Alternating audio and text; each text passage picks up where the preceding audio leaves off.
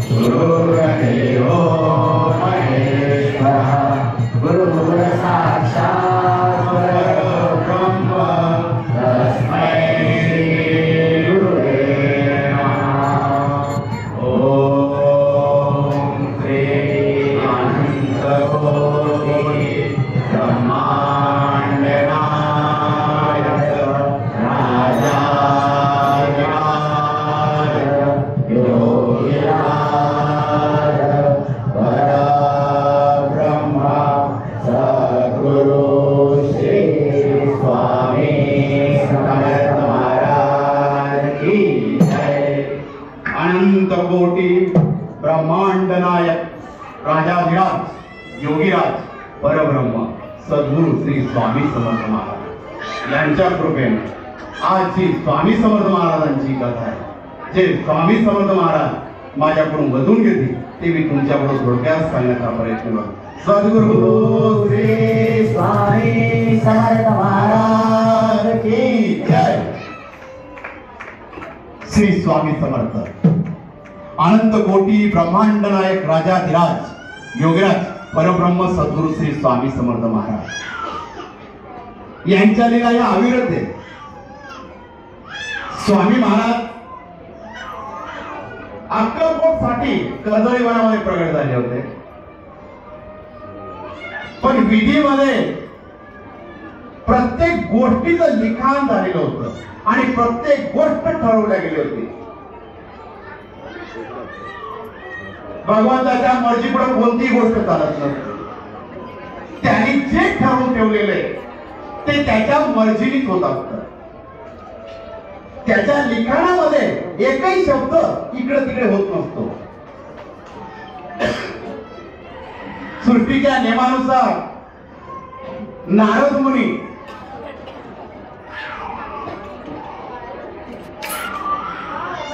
पृथ्वी भ्रमण करत होते।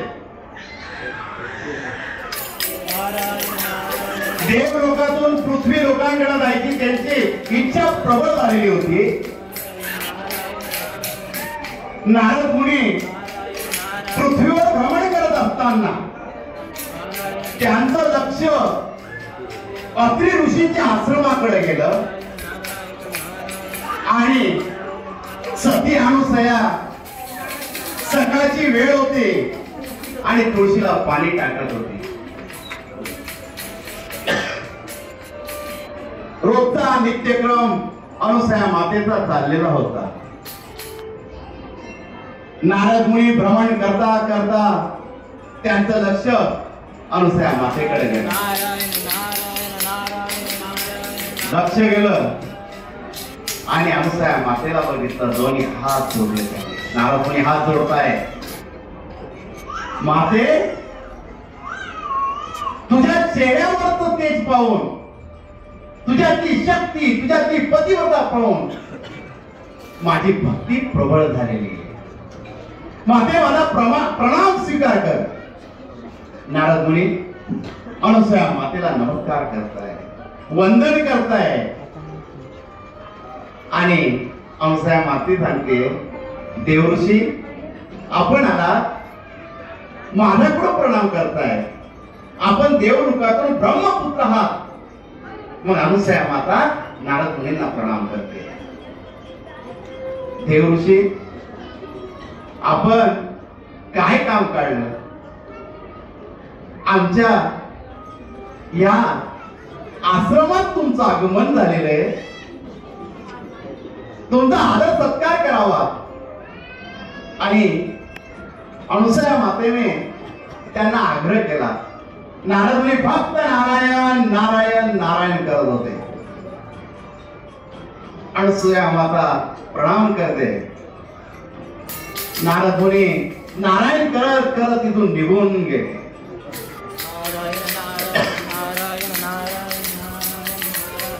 आता नारद मुनी तिथून निघून गेले। ज्या नारद मुनींना आपण सांगतो की नारद मुनी इकडचं तिकडे करतात, पण विधीच्या लिखाणामध्ये असते त्या नारद मुनींनी जर इकडचं तिकडं सांगितलं नसतं तर कोणतीच कथाच घडली नसती। हे सर्व विधीचं लिखाण आहे। काम दिलेले, प्रत्येक पात्राने काय करायचंय, त्या पात्राच्या नशिबात काय कोणता योग आहे हे भगवंताने आधीच लिखाणामध्ये लिहून ठेवलेलं होतं. म्हणून त्या विधीच्या लिखाणामध्ये या नारद मुनीला फक्त एवढंच होतं, अनुसयाचा निरोप पार्वती मातेपर्यंत, लक्ष्मी मातेपर्यंत, सरस्वती मातेपर्यंत पोहोचवायचा.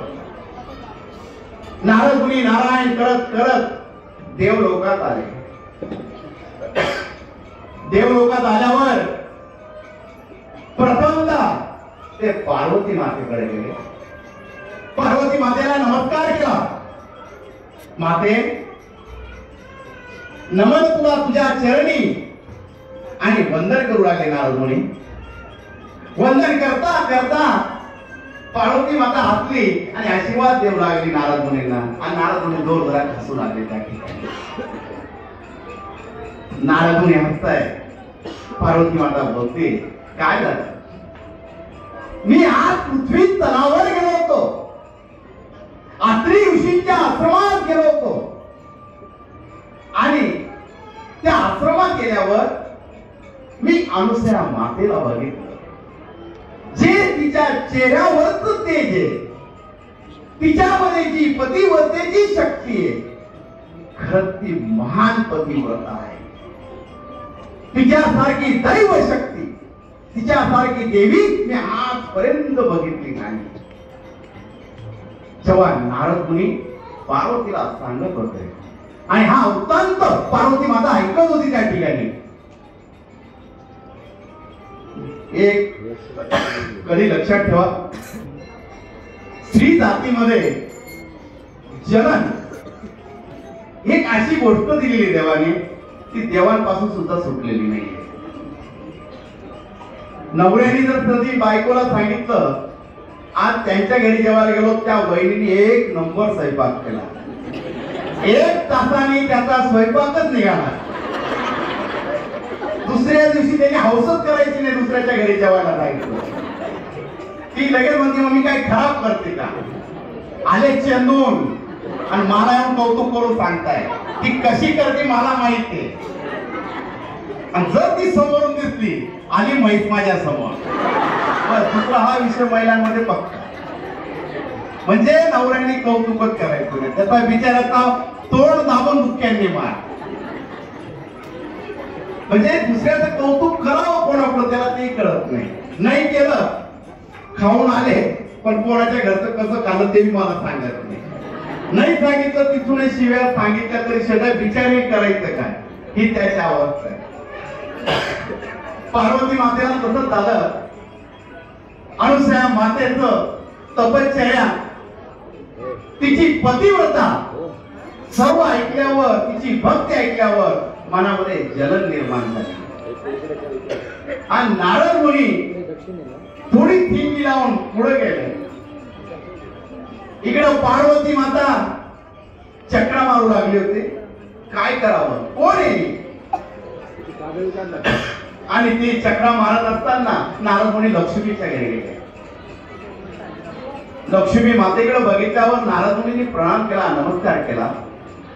लक्ष्मी माता बोलते, देव ऋषी या, तुमचं स्वागत आहे.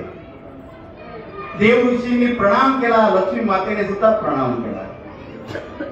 एक देव लोकांमधलं वैशिष्ट्य असतं की जे गुरुजन असतात, आपण जरी देवाच्या ठिकाणी आहोत, पण जे गुरुजन असतात त्यांनी नमस्कार केल्यावर त्यांना उलट परत नमस्कार करतात. हे देव लोकांमधलं वैशिष्ट्य होतं. लक्ष्मी मातेने प्रणाम केला, नारद मुनींनी प्रणाम केला. नारद मुनी, आज काय कारण काढलं? तुम्ही आज आमच्याकडे, आज नारायण घरी नाही. नारायण नारायण नारद मुनींचं बोलणं सुरू झालेलं होतं. नारद मुनी हसायला लागले त्या ठिकाणी. लक्ष्मीने कारण विचारलं, काय झालं नारद मुनी, का हसतात? माते, एक सांगतो मी तुला.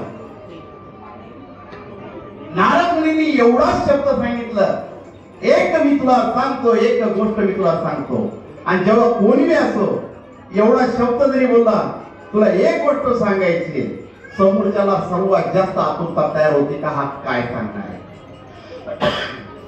आणि त्याच्यामध्ये नवऱ्याला जर बायकोने विचारलं तुम्हाला मला एक सांगायचंय, त्या बिचाऱ्याच्या सर्वात जास्त लाईटा लागतात का आता ही काय सांगणार, सर्वात जास्त त्रास तो त्याला होतो ही काय सांगणार.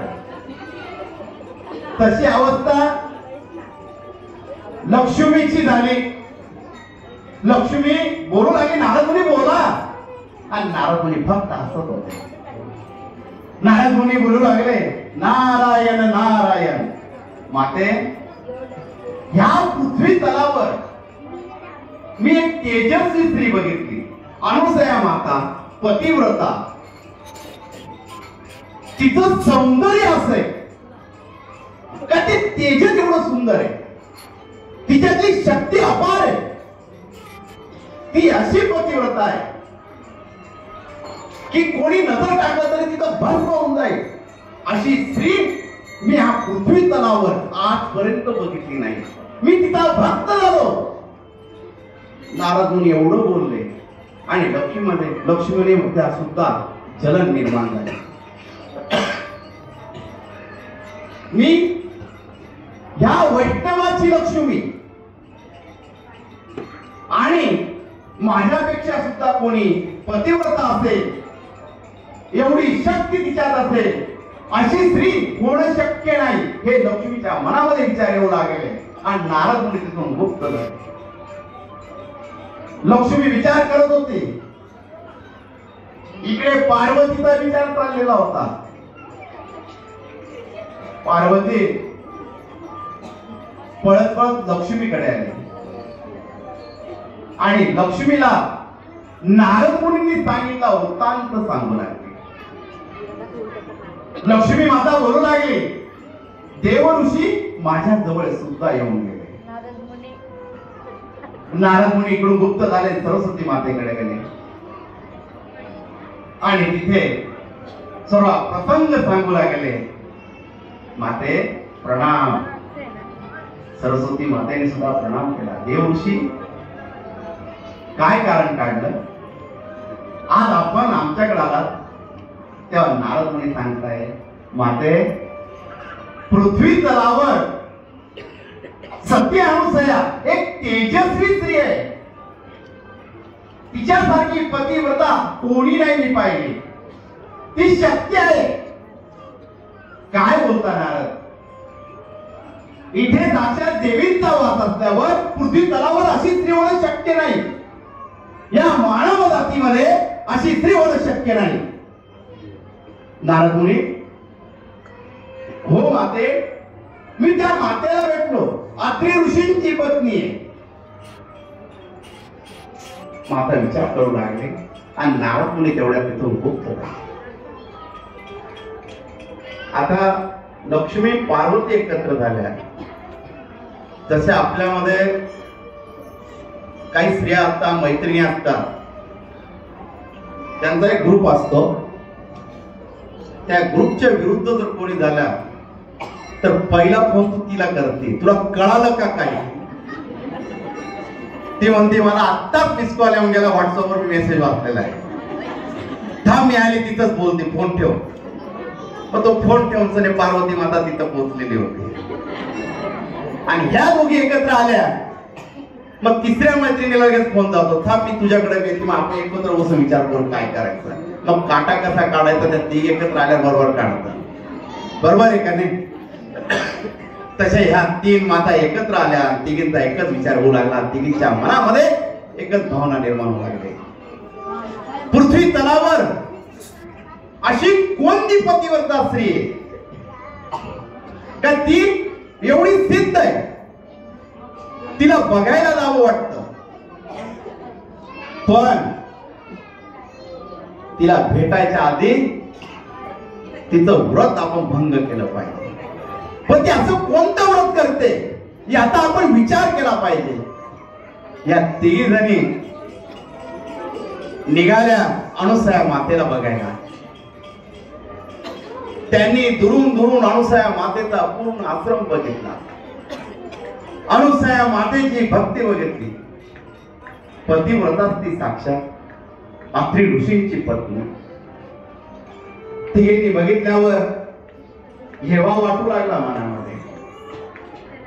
आता इतका हेवा वाटू लागला, पुढचा काय विचार आहे त्यांनी दोघींनी मनामध्ये ठरवलेला होता.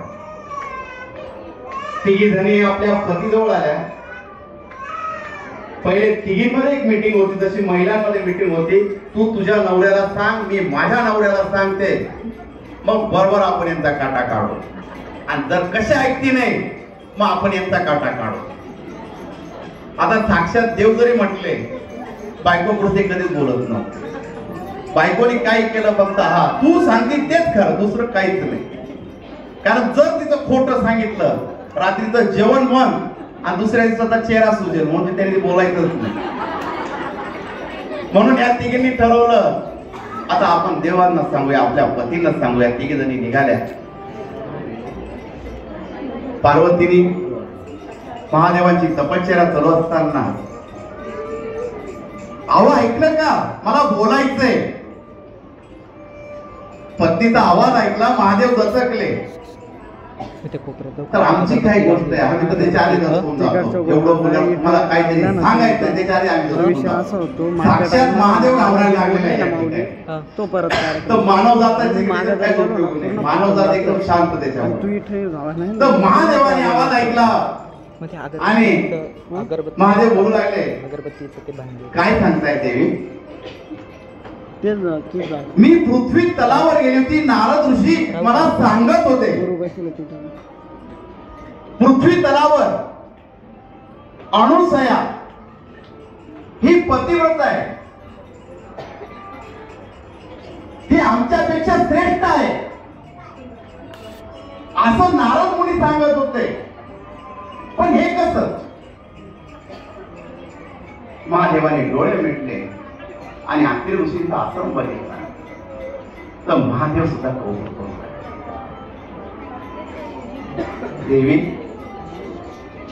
अनुसयाची शक्ती तू जाणत नाही. ती पतिव्रता स्त्री आहे, ती अत्रि ऋषींची पत्नी आहे, ती एक शक्ती आहे. पण पार्वती काय ऐकायच्या तयारीत नव्हती. तिकडे लक्ष्मी नारायणाला सांगते, नारायण सुद्धा सांगताय, देवी अगं तिची शक्ती अपार आहे, आपली शक्ती तिच्या पुढे अपुरी आहे. तिचा पतिव्रता धर्म असा आहे, त्या पुढे आपल्या शक्ती सुद्धा काहीच काम करू शकत. इकडे ब्रह्मदेवापुढे हट्ट धरला. ब्रह्मदेवाने मी तेच सांगितलं. तिघे ठिकाणी उट्टांत चालू आहे, तिघीने हट्ट धरलेला आहे, तिघी जणी रुसून बसले आहे. देवांना कळत नाही काय करावं, अशी परिस्थिती निर्माण झालेली आहे. ह्या परिस्थितीतून तोडगा काढायचा कसा. आणि तेवढ्या नारद मुनी नारायण नारायण करत करत भगवंतापुढे येऊन होते.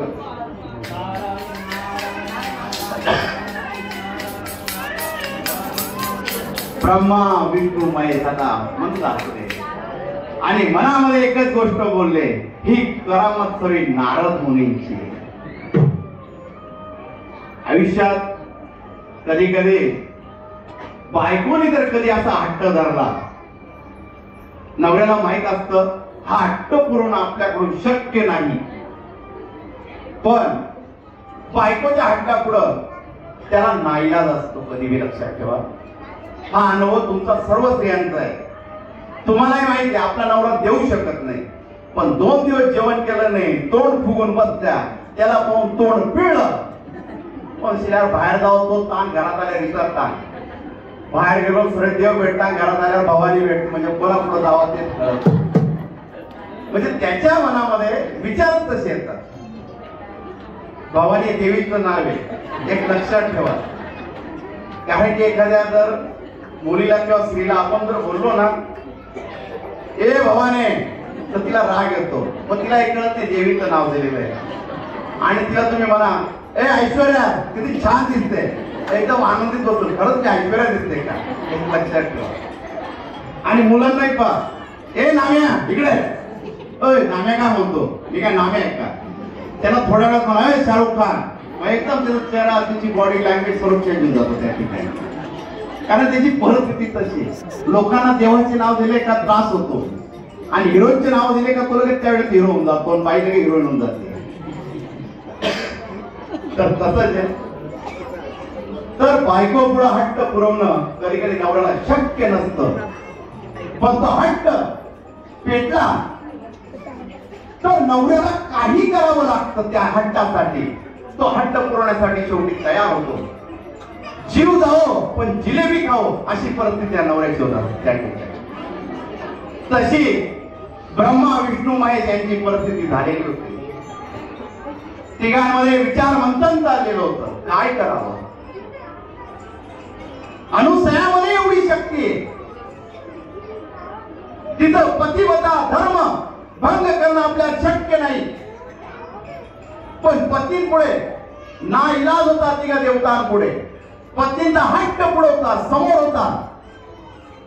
तिघांनी विचार केला, आपण तिघ जण जर साधू वेशामध्ये गेलो आणि तिच्याकडं भिक्षा मागण्यासाठी अशा पद्धतीत जर आपण भिक्षा मागितली तर तिचा पतिव्रता भंग होऊ शकतो. तिघ जण भिक्षुक म्हणून अनुसूया मातेच्या घराकडे निघाले. दाराजवळ उभे होते. अनुसूया माता सूर्य नमस्कार करत बोलला.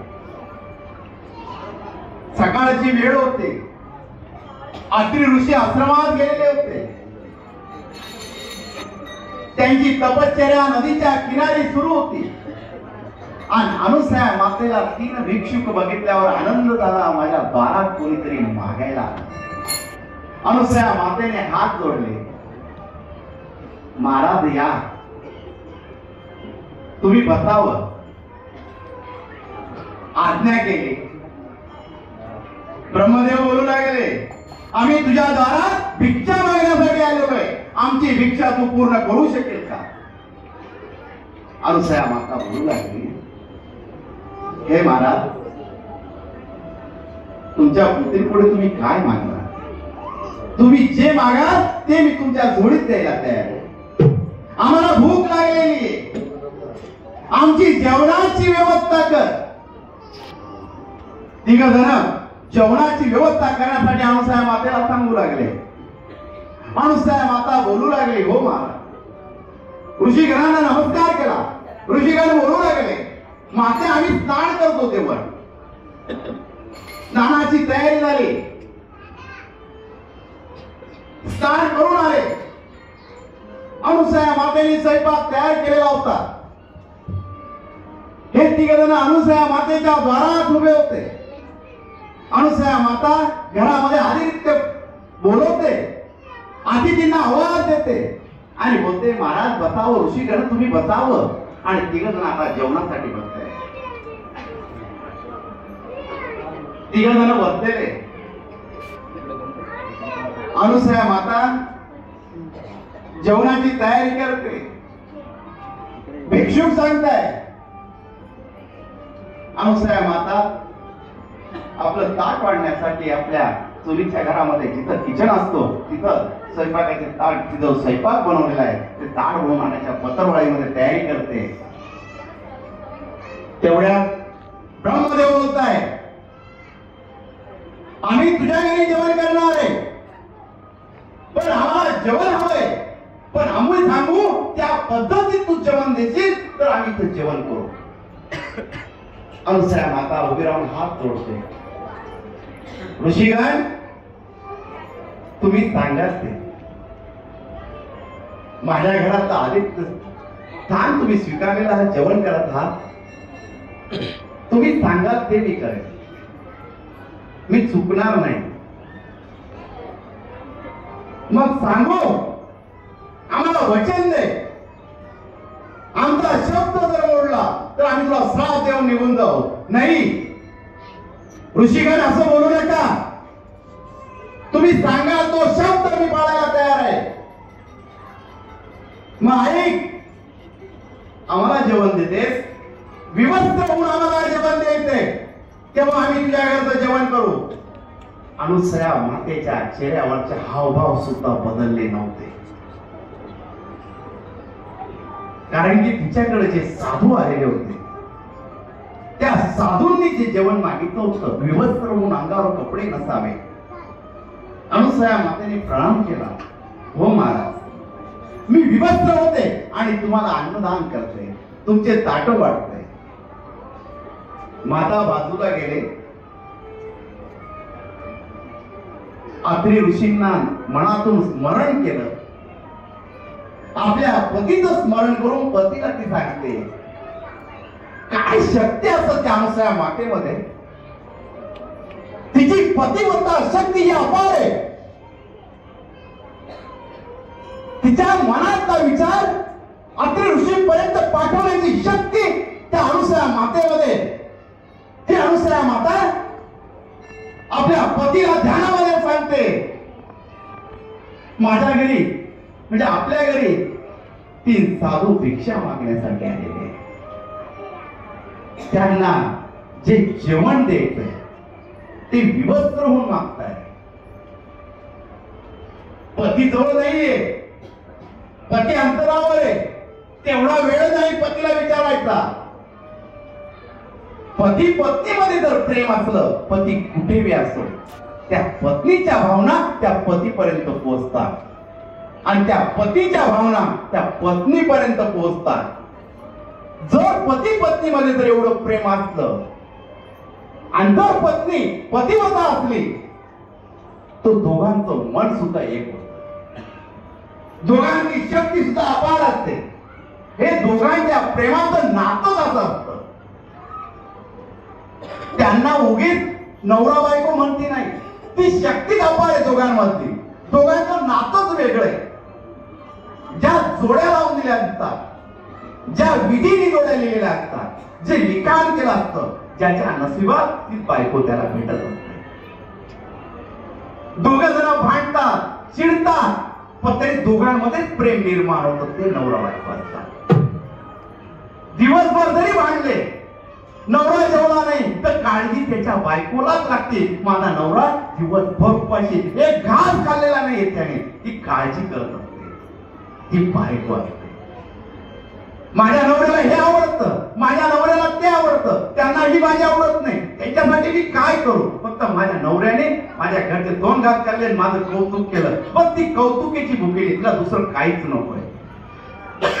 तुम्ही बाहेर काही करा, पण घरात येऊन जर थोडं बायकोचं कौतुक केलं, बस तिचा थकवा तिच्यातच निघून जातो. त्या कौतुकात एवढी शक्ती नवऱ्याच्या. तिला कोणाकडून कौतुक नकोय.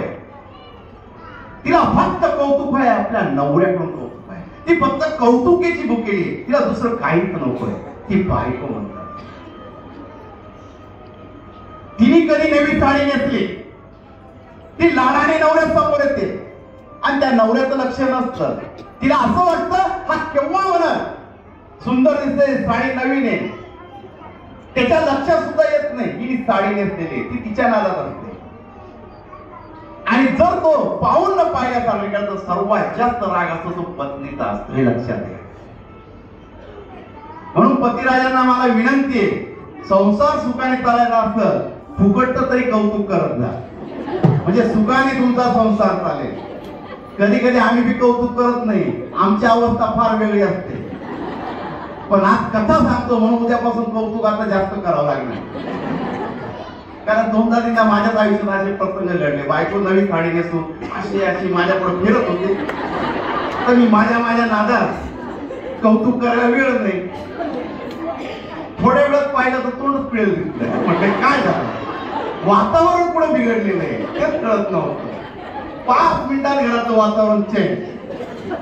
रामायणचं महाभारत केव्हा कळालं. म्हणून कौतुक करायला शिका, म्हणजे रामायणच घडणार, महाभारत घडणार नाही. कारण की बायकोला फक्त कौतुकाचे 2 शब्द हवे. तुमचा पैसा नको, काहीच नको तिला. तुम्ही किती कमवताय ती कधीच विचारणार नाही, पण तिच्याशी आल्यावर 2 गोडीने शब्द बोला. काय घडलेल्या गोष्टी तिला सांगा, ती प्रेमाने ऐकत. आणि तुमच्या कौतुकाचा हास्यास्पद आणि ते आनंद ती तुमची बायकोच करू शकेल, दुसरं कोणीच करू शकणार. म्हणून बायकोचं कौतुक. इकडे अनुसया माता आपल्या नवऱ्याला विनंती करते, अत्रि ऋषींना विनंती करते आणि अत्रि ऋषी पत्नीने केलेला संवाद त्यांच्यापर्यंत पोहोचलेला आहे. आणि अत्रि ऋषी तिथून आशीर्वाद देत आहे.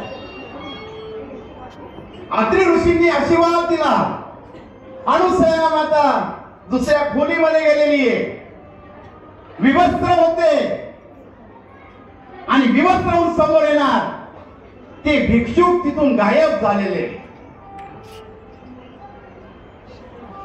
जे 3 बाळ जिथं ज्या संन्यासांना वाढलेले ते संन्यासी बालकृपामध्ये दत्त महाराजांचा जन्म होत आहे.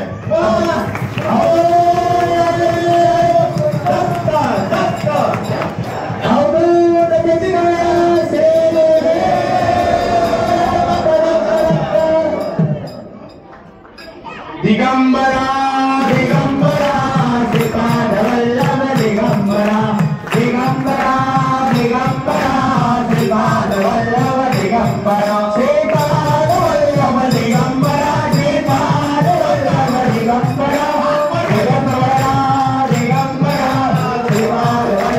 दिगंबरा दिगंबरा दिगंबरा श्रीपाद वल्लभ दिगंबरा दिगंबरा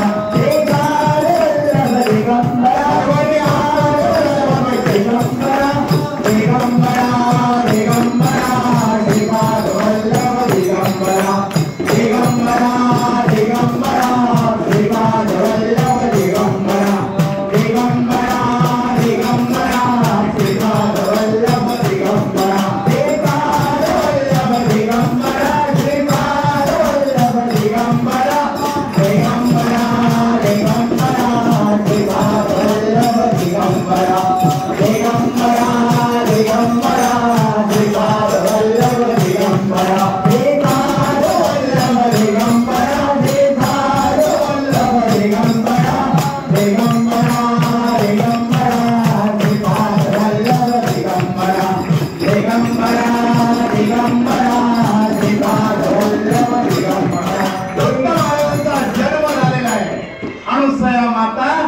गोंधळीमध्ये आपल्या बाळाला उतरते. मातृत्व जागृत झालेले. थोड्या वेळ रडू द्या. दुसऱ्या बाळाला घ्या त्या ठिकाणी. साथीशी त्याला बिलगवलेले आणि मातृत्व जागृत झालेले. दत्त महाराजांचा एक जन्म झालेला आहे.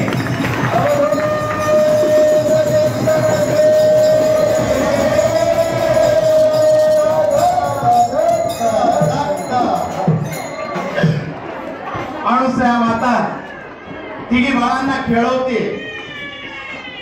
आणि इकडे नारद मुनी आलेले त्या बाळांना बघण्यासाठी.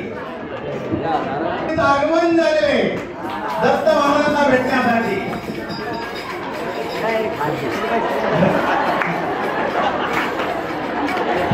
नारद मुनी आणि घडलेला प्रसंग पार्वती मातेला लक्ष्मी मातेला तिघी देवींना सांगताय. अनुसया मातेचं पतिव्रता भंग करण्यासाठी गेले होते पण ते बालकृपात प्रकट झालेले. जेव्हा पार्वती मातेला सरस्वती मातेला लक्ष्मी मातेला हा प्रसंग कळाला आणि तिघी राण्या बघण्यासाठी अनुसया मातेच्या आश्रमाजवळ आल्या. आल्यावर त्या बघू लागल्या आमचे पती कुठे. अनुसया मातेला विचारू लागल्या आमचे पती कुठे. अनुसया माता बोलू लागली तुम्ही कोण. तेव्हा ते त्यांचा वृत्तांत त्यांची ओळख तिला मातेला सांगताय. आमचे पतिदेव भिक्षुक म्हणून तुझ्या घरी आले होते. तेव्हा अनुसया मातेला सर्व प्रसंग कळाला. तिने डोळे मिटले. तिला सर्व प्रसंग समजून गेला. तेव्हा ती सांगू लागले जे भिक्षुक आले होते त्यांनी माझ्याकडे विवस्त्रपणे अन्न मागितलं त्यावेळेस ते बालक झाले. मग आमचे पती कुठे. अनुसया माता बोलू लागली हे तुझे पतीच आहे. तिघ बालक सारखेच दिसत होते. तिघांचे चेहरे सेम दिसत होते. एकाही चेहऱ्यात फरक दिसत नव्हता. तिघींनी बाळा उचलले आणि नारद मुनी बोलू लागले माते हे बाळ उचलते जर हे ब्रह्मा असत तर हे विष्णू. तिघींनी बाळ खाली ठेवून दिले आणि त्या तिघी अनुसया मातेजवळ गेल्या माते आम्हाला क्षमा कर अनुसया, तू पतिव्रता आहे। आज आम्हाला तुझ्यातली शक्ती कळाली। तू साधी स्त्री नसून एक महान स्त्री आहे। तिघे जणी हात जोडताय आमच्या पतीला परत त्याच अवस्थेत निर्माण, आणि त्यावेळेस तिने त्यांच्यावर पाणी शिंपडलं आणि ब्रह्मा विष्णू महेश्वर आपल्यावर पावले।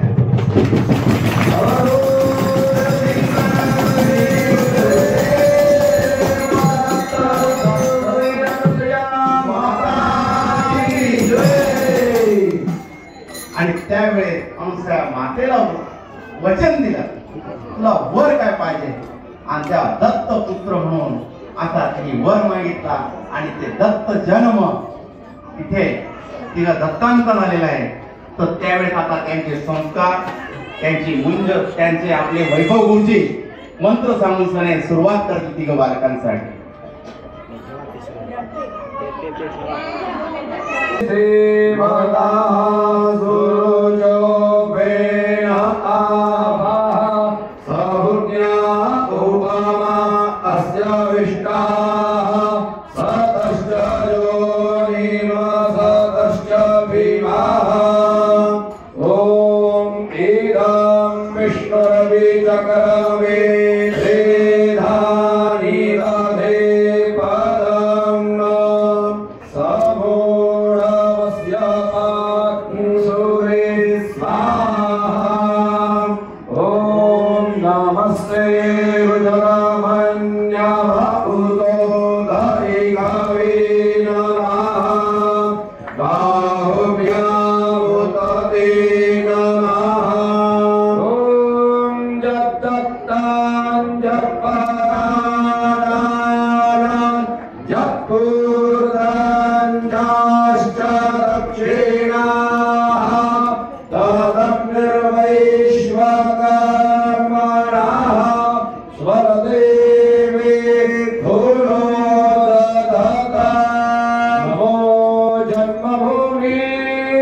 जिथे जन्म झाला, नमो आर्यभूमी जिथे वाढविला, नमो कर्मभूमी जिथे गुप्त झाला।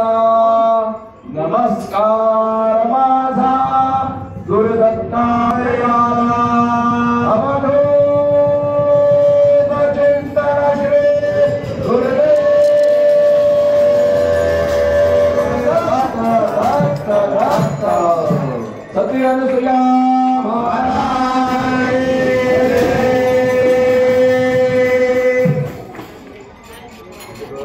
अनुसया माता व्हायला सुद्धा भाग्य लागतं ते वैरिता